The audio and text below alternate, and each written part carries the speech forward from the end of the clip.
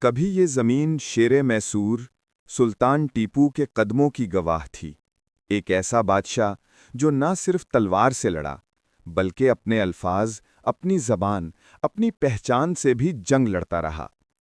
لیکن پھر انگریز آئے اور انہوں نے صرف ہماری زمین نہیں چھینی، ہماری عزت والے الفاظ بھی چھین لیے۔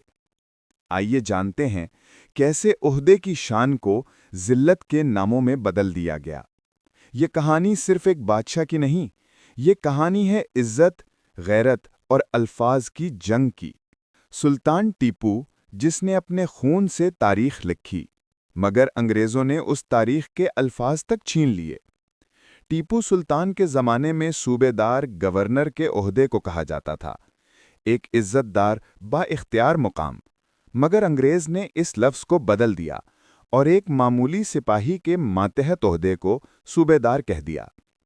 ٹیپو کے دربار میں وزیر خوراک کو خانِ سامہ کہا جاتا تھا، انگریزوں نے طنزاً اپنے باورچی کو خانِ سامہ کہنا شروع کر دیا۔ عہدہ وہی، مگر معنی ذلیل کر دیے گئے۔ ٹیپو سلطان نے خلافت عثمانیہ کے خلیفہ سے مدد مانگی، انگریزوں نے اسی لفظ خلیفہ کو مسخ کر کے حجام کے نام سے جوڑ دیا، لفظ کی روح چھین لی گئی۔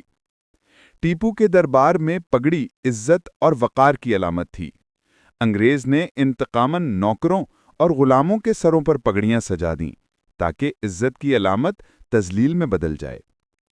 ٹیپو کے دور میں جمعدار ایک بڑے پولیس افسر کا لقب تھا، انگریزوں نے اسی لفظ کو خاکروب کے عہدے سے جوڑ دیا، عہدے کی عزت خاک میں ملا دی گئی۔ سلطان کے دو معتمد وزیر دائیں اور بائیں بیٹھتے، چپ اور راست کی نسبت سے چپراسی کہلائے۔ انگریز نے اسی لقب کو پی این کے مترادف بنا دیا۔ عزت کے الفاظ غلامی کے طوق میں بدل دیے گئے۔ یہ تھی انگریز کی چال، عہدے چھین لیے، زبان بدل دی اور قوم کو ان کے اپنے الفاظ سے شرمندہ کر دیا۔